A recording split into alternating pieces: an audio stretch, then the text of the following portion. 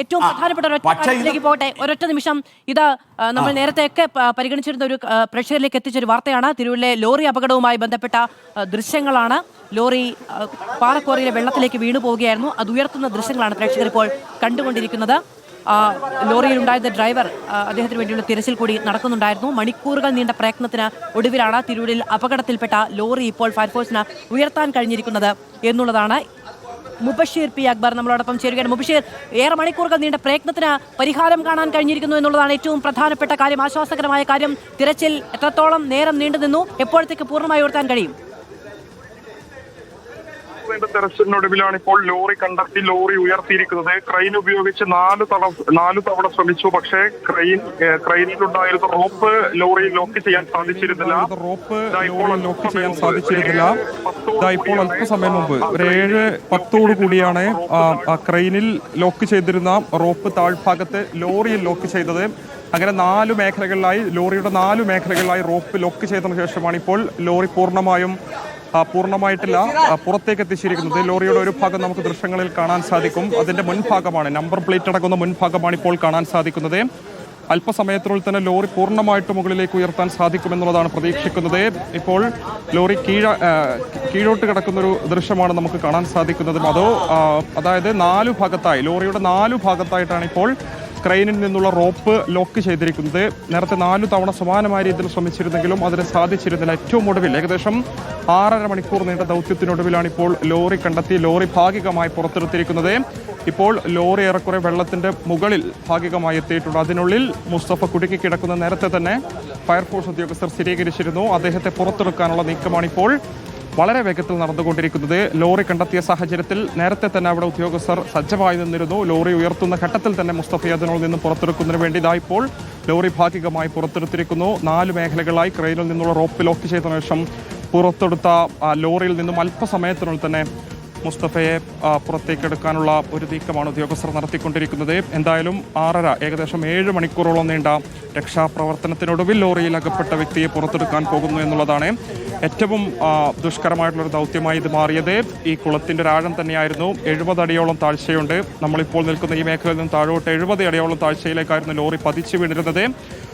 ഈ കുളത്തിൻ്റെ താഴെ ഏകദേശം 6-7 അടിയോളം ചതുപ്പ് മേഖലയാണ് സ്ഥിതി ചെയ്യുന്നത്. 40 വർഷത്തോളം പഴക്കമുള്ള ഒരു കോറിയുടെ കുളമാണിത്. അതിൻ്റെ താഴ്ഭാഗത്തെ മറ്റ് ചവറ്റുകുനകളൊക്കെ തന്നെ അടിഞ്ഞുകൂടി അത് വലിയ രീതിയിലുള്ള ഒരു പ്രയാസം ഈ രക്ഷാദൗത്യത്തിനുണ്ടാക്കിയിരുന്നു. സ്വാഭാവികമായിട്ടും അതുകൊണ്ട് തന്നെയായിരുന്നു ഇത് ഇത്രയധികം സമയം നീണ്ടുപോകുന്നതിന് കാരണമായിരുന്നത്. ആദ്യഘട്ടത്തിൽ ഉച്ചയ്ക്ക് 1 മണിയോടുകൂടി സംഭവം ഉണ്ടാകുന്നു. വാഹനം ഓടിച്ചിരുന്ന ഡ്രൈവർ ആദ്യഘട്ടത്തിൽ തെറിച്ചു വീണ് ചെറിയ പരിക്കുകളോട് അദ്ദേഹത്തെ വളാഞ്ചേരിയിലെ നടക്കാവ് ആശുപത്രിയിലേക്ക് മാറ്റുന്നു. നിലവിൽ അദ്ദേഹം അവിടെ ആരോഗ്യനില തൃപ്തികരമാണ്. ആശുപത്രിയിൽ ചികിത്സയിൽ തുടരുകയാണ്. വാഹനത്തിൽ ജാഫറിന്റെ കൂടെയുണ്ടായിരുന്ന മുസ്തഫ, അദ്ദേഹത്തിന്റെ സഹായിയായിട്ടുള്ള വാഹനത്തിന്റെ ക്ലീനറായിരുന്ന മുസ്തഫയാണ് വാഹനത്തിൽ കുടുങ്ങിക്കിടന്നിരുന്നത്. നാട്ടുകാരുടെയും ഫയർഫോഴ്സ് ഉദ്യോഗസ്ഥരുടെ നേതൃത്വത്തിൽ പിന്നീട് നാം കണ്ടത് ഊർജിതമായിട്ടുള്ള തെരച്ചിലായിരുന്നു. അതിനിടയിൽ തിരൂർ ഫയർഫോഴ്സ് യൂണിറ്റിൽ നിന്നുള്ള മുങ്ങൽ വിദഗ്ധർ താഴ്ഭാഗത്തോട്ട് പോയി പരിശോധന നടത്തിയ ഘട്ടത്തിൽ വാഹനത്തിനുള്ളിൽ മുസ്തഫയുണ്ടെന്ന് കണ്ടെത്തുന്നു. പക്ഷേ മനുഷ്യന് സാധ്യമാകുന്ന വിധം അദ്ദേഹത്തെ രക്ഷപ്പെടുത്താൻ സാധിക്കുന്നില്ല തിരിച്ചറിഞ്ഞതോടുകൂടിയാണ് തൊട്ടടുത്തുണ്ടായിരുന്ന ഈ ക്രെയിൻ വാസ്തുവിക്കോട്ടേക്ക് എത്തിക്കുന്നത്. ക്രെയിൻ ഉപയോഗിച്ചുകൊണ്ട് 4 തവണയാണ് ഈ ലോറി ലോക്ക് ചെയ്തുകൊണ്ട് മുകളിലോട്ട് ഉയർത്താൻ ശ്രമിച്ചത്. പക്ഷേ അതിന് സാധിക്കാതെ പോകുന്നു. ആദ്യഘട്ടത്തിൽ ഉദ്യോഗസ്ഥർ ക്രെയിനിൽ സ്ഥാപിച്ചിരുന്ന റോപ്പ് അത് നീളമില്ലാത്തതിനാൽ ലോറിയിൽ കണക്ട് ചെയ്യാൻ സാധിക്കുന്നില്ല. പിന്നീട് 2 തവണയും സമാനമായ രീതിയിൽ അത് കണക്ട് ചെയ്യാൻ സാധിക്കാതെ പോകുന്ന ഒരു സാഹചര്യം ഉണ്ടാകുന്നു. അങ്ങനെ സമയം ഏകദേശം 7 മണി കഴിഞ്ഞ് 7:10 ഈ ലോറിയുടെ 4 ഭാഗത്തായി ക്രെയിനിൽ ലോക്ക് ചെയ്തിരുന്ന റോപ്പ് ലോറിയുടെ 4 ഭാഗത്തായി ലോക്ക് ചെയ്തുകൊണ്ട് ലോറി ഇപ്പോൾ മുകളിലേക്ക് ഉയർത്തിയിരിക്കുന്നത് ഒരു നിമിഷമാണ്. പുറത്തെത്തിക്കുക എന്നുള്ള ലക്ഷ്യമാണോ, അതോ ലോറി മുഴുവനായി പുറത്തേക്ക് കൊണ്ടുവരിക എന്നുള്ളതാണോ? തീർച്ചയായും ലോറി ഏറെക്കുറെ അതിൻ്റെ ഒരു മുകൾ ഭാഗം ഉയർത്തിയ സ്ഥിതിക്ക് കുറച്ചുകൂടി ഉയർത്തിയതിനു ശേഷം മുസ്തഫയെ പുറത്തേക്ക് എടുക്കുക എന്നുള്ളതായിരിക്കും ഏറ്റവും പ്രധാനപ്പെട്ട കാര്യം. അതിനുശേഷമേ വാഹനം പുറത്തെടുക്കേണ്ടതുള്ളൂ എന്നുള്ള നേരത്തെ തന്നെ ഉദ്യോഗസ്ഥർ തീരുമാനിച്ചതാണ്. മുസ്തഫയ്ക്ക് വേണ്ടിയായിരുന്നു നമ്മൾ ഉൾപ്പെടെ കാത്തിരുന്നത്. മുസ്തഫ ഒരു വാഹനത്തിലുണ്ടെന്ന് നേരത്തെ തന്നെ ഉദ്യോഗസ്ഥർ മനസ്സിലാക്കിയതായിരുന്നു.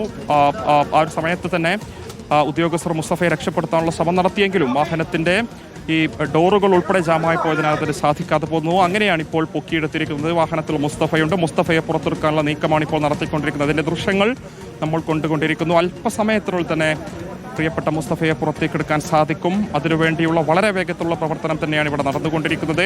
രാത്രിയായതുമൂലം രക്ഷാദൗത്യത്തെ അത് ബാധിക്കുമെന്ന ഒരാശങ്ക ആദ്യഘട്ടം മുതൽ തന്നെ ഉണ്ടായിരുന്നു. പക്ഷേ 7 മണി പിന്നിട്ട് 10 മിനിറ്റിനുള്ളിൽ തന്നെ ഉദ്യോഗസ്ഥർക്ക് ലോറി വീണ്ടെടുക്കാൻ സാധിച്ചു, ലോറി കണ്ടെടുക്കാൻ സാധിച്ചു.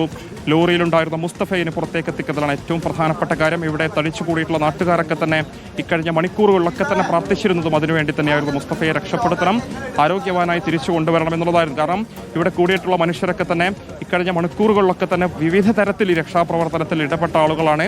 ഇവിടെ ഈ പ്രദേശം അറിയുന്ന ആളുകൾ പലതവണ ഈ കുളത്തിലിറങ്ങി പരിശോധന നടത്തിയാണ്. അവർക്കൊന്നും തന്നെ കണ്ടെത്താൻ കഴിയാതെ പോയ സാഹചര്യത്തിൽ ഫയർഫോഴ്സ് ഉദ്യോഗസ്ഥരുടെ സ്കൂബ ടീം അടിത്തട്ടിലൂടെയുള്ള നടത്തിയ പരിശോധനയിലായിരുന്നു ലോറിക്കുള്ളിൽ മുസ്തഫയുടെ സാന്നിധ്യം കണ്ടെത്തിയിരുന്നത്. അങ്ങനെയാണ് ക്രെയിൻ എത്തിക്കുന്നത്. ക്രെയിൻ ഉപയോഗിച്ചുകൊണ്ട് 4 തവണ ശ്രമിച്ച് പരാജയപ്പെടുന്ന ഏറ്റവും ഒടുവിൽ ലോറിയുടെ 4 മേഖലകളിലായി ഈ ക്രെയിനിന്റെ റോപ്പ് ചുറ്റിക്കൊണ്ട്, റോപ്പ് ലോക്ക് ചെയ്തുകൊണ്ട് ലോറി ഉയർത്താനുള്ള ശ്രമം നടത്തുന്നു. ലോറി ഇപ്പോൾ ഏറെക്കുറെ ഭാഗികമായി ഉയർന്നു വന്നിരിക്കുന്നു. അതിൽ നിന്ന് മുസ്തഫയെ പുറത്തെടുക്കാൻ മുങ്ങൽ വിദഗ്ധരുടെ നേതൃത്വത്തിൽ ഇവിടെയുള്ള വെള്ളത്തിലുള്ള നാട്ടുകാരുടെ നേതൃത്വത്തിൽ ശ്രമങ്ങൾ നടത്തുകയാണ്. അവരുടെ കയ്യിൽ ട്യൂബ് പോലെയുള്ള എല്ലാ വസ്തുക്കളും സർവ്വസജ്ജമാണ്. ആംബുലൻസ് ഉൾപ്പെടെയുള്ള സംവിധാനങ്ങളും ഇവിടെ സജ്ജമാണ്. പ്രിയപ്പെട്ട മുസ്തഫയെ പുറത്തെടുക്കുന്നതിന് വേണ്ടിയുള്ള ഏറ്റവും നിർണായകമായിട്ടുള്ള നിമിഷങ്ങളിലേക്ക് തന്നെയാണ് കാര്യങ്ങൾ വഴിമാറുന്നത്. മാധു, അല്പസമയത്തിനുള്ളിൽ തന്നെ മുസ്തഫയെ നമുക്ക് ആ വാഹനത്തിൽ നിന്നും പുറത്തെടുക്കാൻ സാധിക്കുമെന്ന് തന്നെയാണ് നിലവിൽ പ്രതീക്ഷിക്കുന്നത്. എന്തായാലും രാത്രിയായാൽ രക്ഷാദൗത്യത്തെ അതേറെ ബാധിക്കും, തിരിച്ചടിയാകും. രക്ഷാദൗത്യം അവസാനിപ്പിക്കേണ്ടി വരുമെന്ന രീതിയിലുള്ള ആശങ്കകളൊക്കെ തന്നെ നിലനിന്നൊരു സാഹചര്യത്തിൽ കൂടിയായിരുന്നു